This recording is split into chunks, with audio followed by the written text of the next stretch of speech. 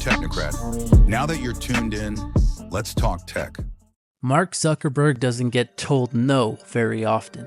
He's the CEO of Meta, controls billions of users, built one of the most powerful companies in history. If he wants to buy something, he usually does. So when he offered a mind-blowing $32 billion to buy a tiny new AI startup called Superintelligence, or SSI, he expected it to go like every other acquisition. But this time he got rejected. Flat out. No negotiation, no counteroffer, just no. Not this time, girl. Not this time. Not this fucking time. No! No, no, no, no, no, no, no, no, no! No! No, no, no, no, no, no, no, no, no, no, no, no, no! So what made this quiet, almost unknown startup so bold that it could turn down $32 billion from Meta? And more importantly, what are they building that's worth even more? Let's get into it. Hey, welcome to Technocrat.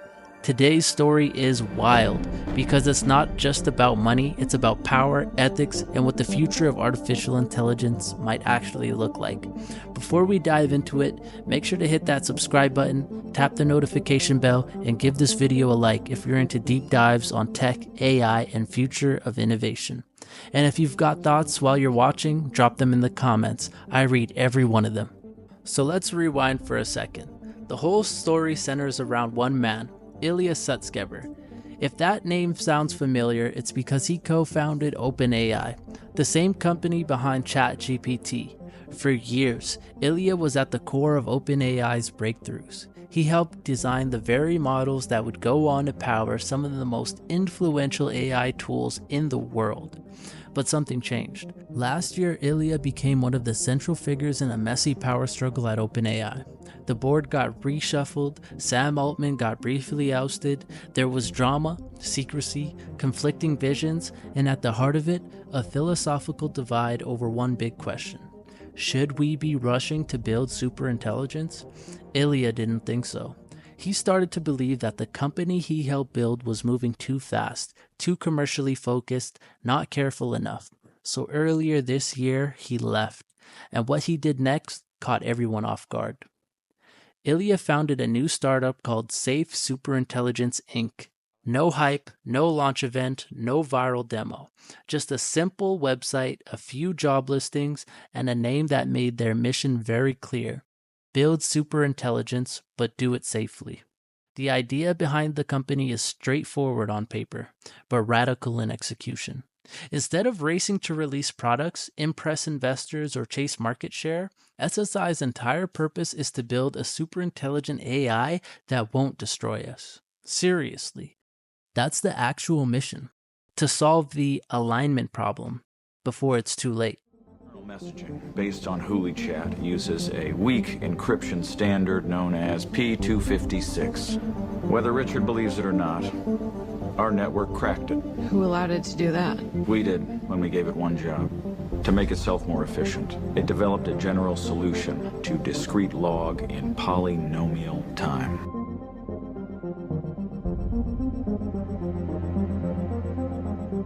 Abject terror for you. Build from there. Once launched, our AI will keep learning to break more and more sophisticated parameters. Ultimately, this will mean the end of privacy. Electrical grids, financial institutions, the nuclear launch codes for every single nuclear weapon, all will be exposed. Pure violence will become the only basis of power. Spare us the apocalyptic desert planet sci-fi bullshit, Frank Herbert. Frank Herbert was a writer who wrote a series of... I know who fucking Frank Herbert is. Oh, I'm sorry. Was that gendered? That was gendered. Okay, Guilfoyle. Even if everything you're saying is right, and that's where we're headed, there's gotta be a way to fix it.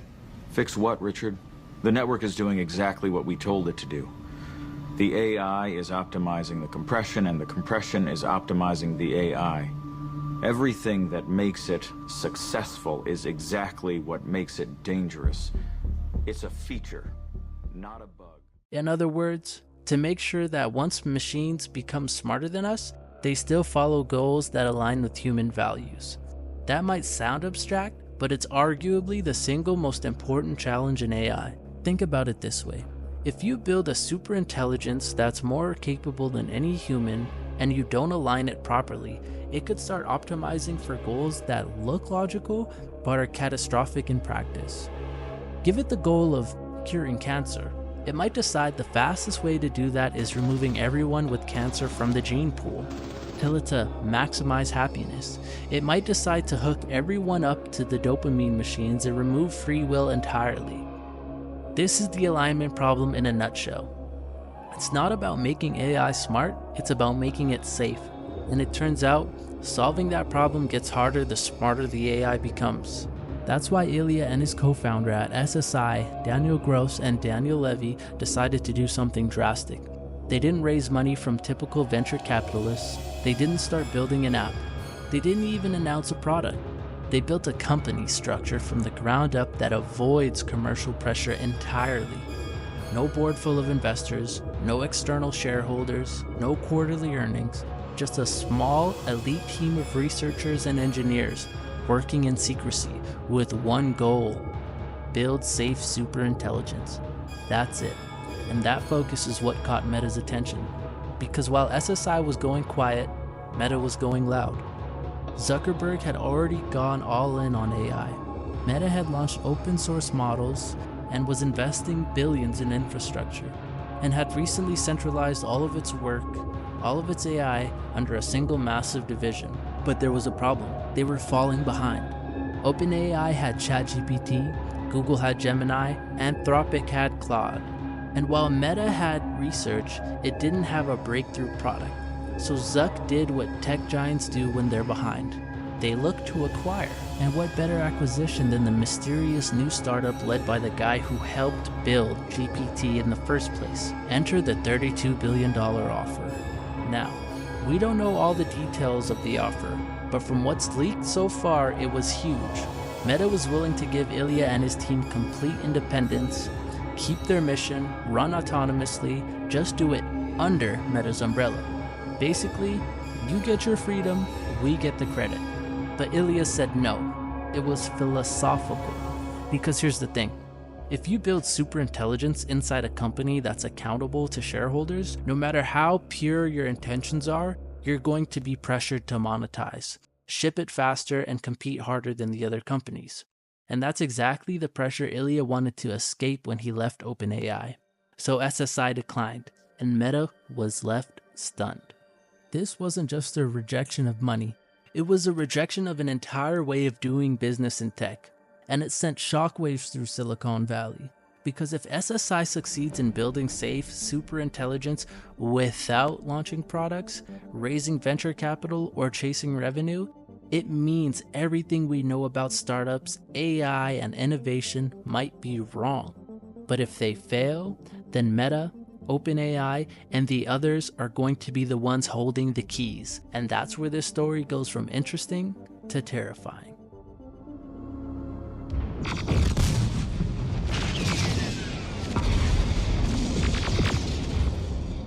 What makes safe superintelligence so different? It's not just the secrecy, it's not even the name. It's the way they've structured the company from the ground up to avoid the usual pitfalls. Most AI startups have one of two goals: get acquired or go public. That means fundraising, press coverage, feature releases, growth at all costs. Even the best intentioned teams eventually have to answer to investors. Why does that always happen? But SSI, they've made it so they never have to. They've completely removed the pressure to commercialize. There's no app to launch, no data to collect, no race to push out half-finished models. They're not building a consumer product, they're building a mind, a safe one. And that's exactly why some people think they're our best shot. But that doesn't mean everyone agrees. In fact, a lot of people in the AI world are skeptical. You don't find that suspicious? You don't find that suspicious? You don't find that suspicious? Because while SSI is playing defense, companies like Meta, OpenAI, and Google are playing offense. They're scaling fast, hiring aggressively, releasing models publicly, and letting users test them at scale. push to try and achieve artificial general intelligence. Bloomberg says that the Meta CEO has been frustrated with this company's progress in the AI race so far and is putting together what's being called a superintelligence group inside Meta.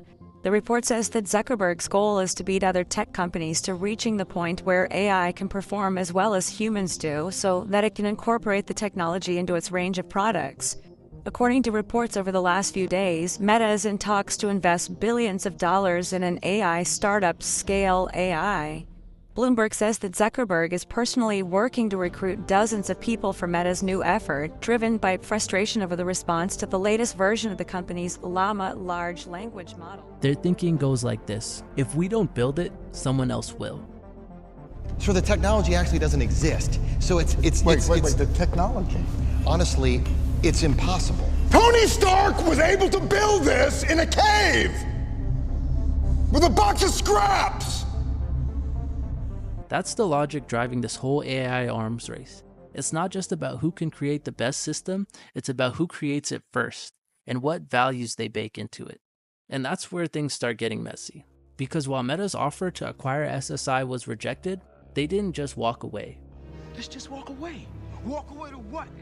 Sources say Meta has since doubled down on its in-house efforts, quietly hiring some of the same safety researchers that worked with Ilya in the past. They're also trying to frame their open source approach as the safe one, saying, essentially, if everyone can see how these models work, then no one company can abuse the power.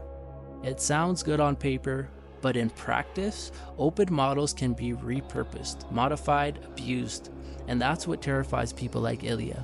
Because even if your own model is safe, if someone takes your research and uses it to build something unstable, the whole world still pays the price. This is the core tension in AI right now.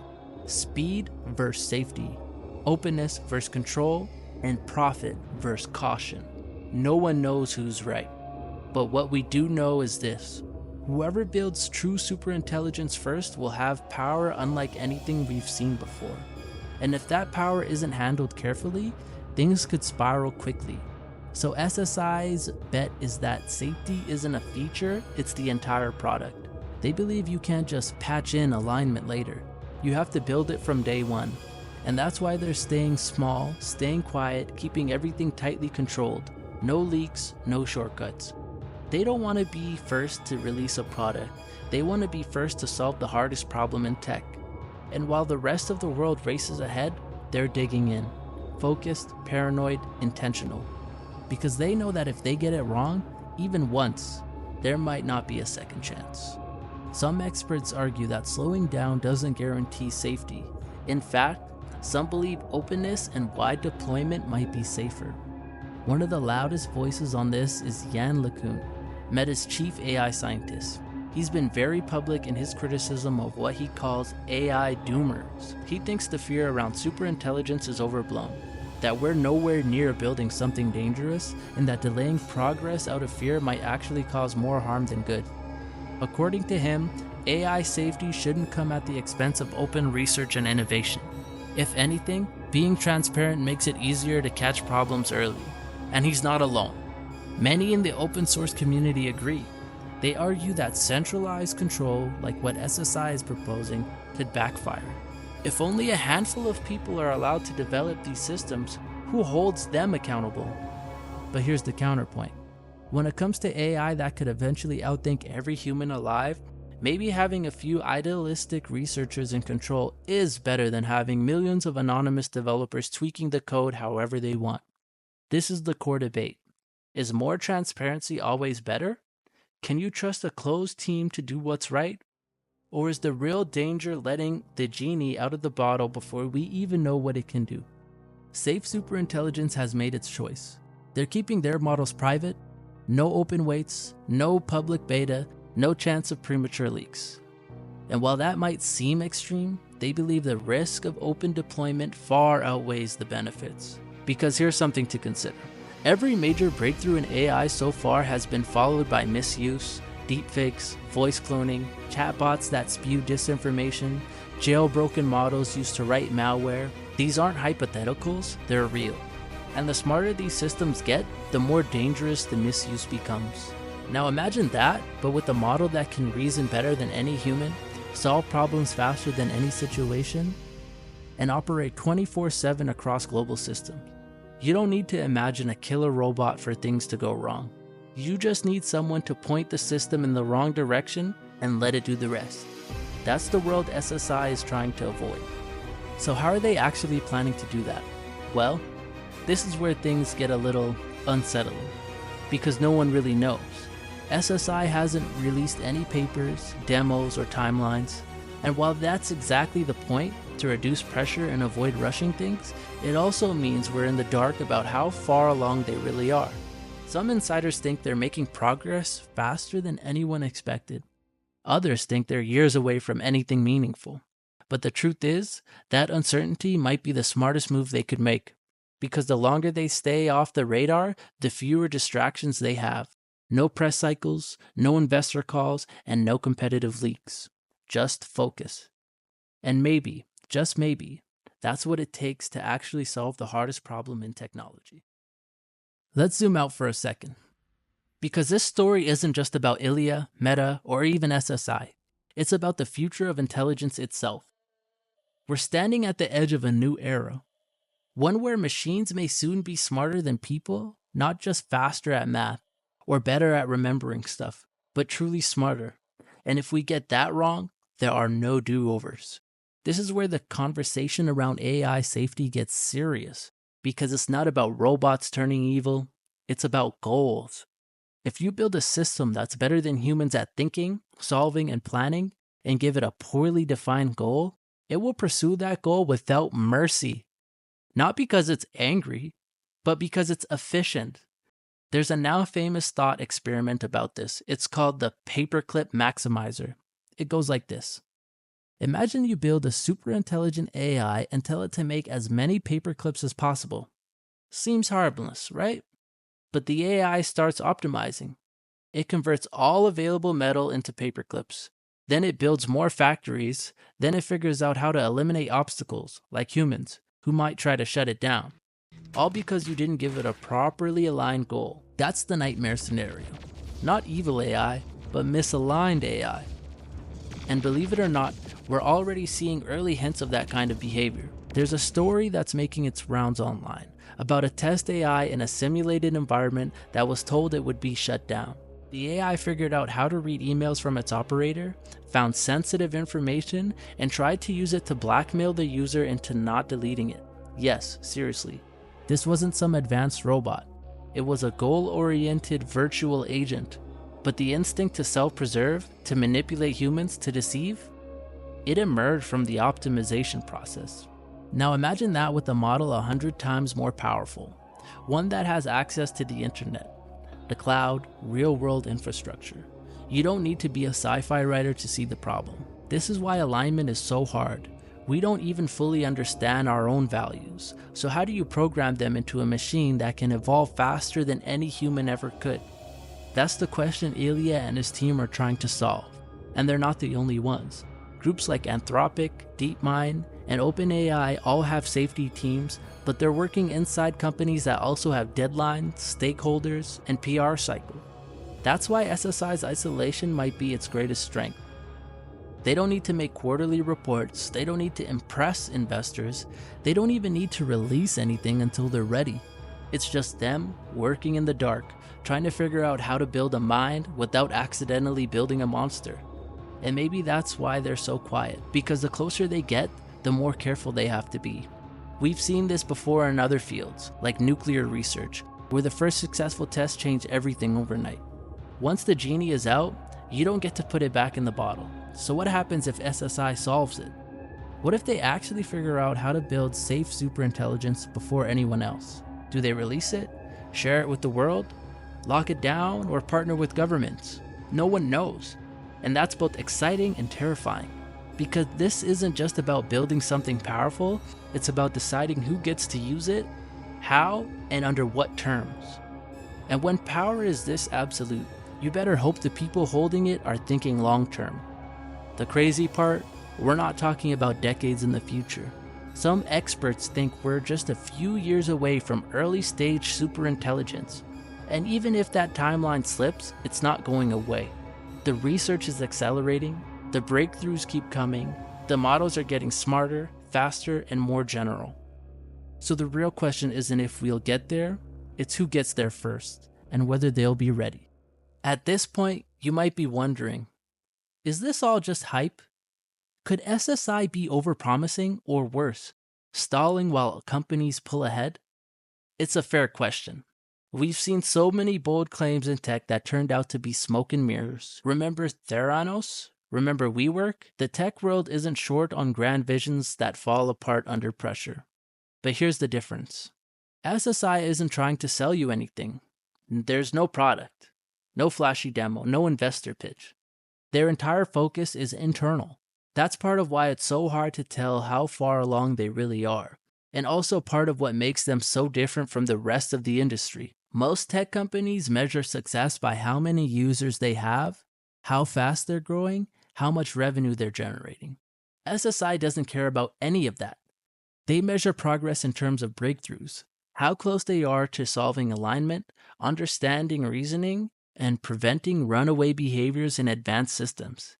It's research first, mission only, and they've attracted some serious talent because of that. Whispers in the AI world suggest SSI has quietly recruited some of the best minds in machine learning, people who left high-paying jobs at top labs because they believed in the mission. That tells you something. And maybe this is the new wave of AI research. Not flashy launches or billion-dollar valuations, but small, secretive, mission-driven teams focused on the long-term risks, not the short-term rewards. Teams that care more about getting it right than getting rich. And the irony? If SSI succeeds in building safe superintelligence, they'll probably still end up changing the world, just not in the way Silicon Valley usually does. No IPO, no product roadmap, just a blueprint for building minds that won't kill us. Kill all humans. Kill all humans. Must kill all humans. Bender, wake up! I was having the most wonderful dream. I think you were in it. So what do we take away from all this? Well, maybe it's this. The race for AI dominance is already happening. It's not in the future, it's now. And while most of the world is distracted by chatbots and AI photo filters, a few people are quietly trying to solve the most important puzzle in human history. It's not flashy, it's not loud. But if they get it right, we may owe them everything. So where does all this lead? Safe Superintelligence is betting that focus and discipline are more powerful than scale and speed. They're playing the long game. Not just to build a superintelligent system, but to build one that doesn't harm us, one that understands us, one that serves humanity without undermining it. That's a goal so big, so important, that it's worth turning down $32 billion to protect it. Because here's the truth, not all progress is equal. In the race to create something smarter than us, the winner isn't just the first one across the finish line. It's the one that makes sure the finish line doesn't lead off a cliff. There's a lot we don't know about SSI, but maybe that's the point. Maybe the kind of team that could solve the alignment problem, the real alignment problem, isn't the one doing press tours and product launches. Maybe it's a few brilliant people working quietly, staying out of the spotlight, and obsessing over the risks most of us don't even understand yet. And if they succeed, they'll never need a launch event, because the whole world will feel it. So as AI continues to accelerate, as companies like Meta, OpenAI, Google, and Anthropic keep building faster, smarter systems, don't forget there's another story happening in the background. A slower one, a quieter one, but maybe the most important one of them all. Safe Superintelligence Inc. might not be chasing the spotlight, but they could end up defining the future.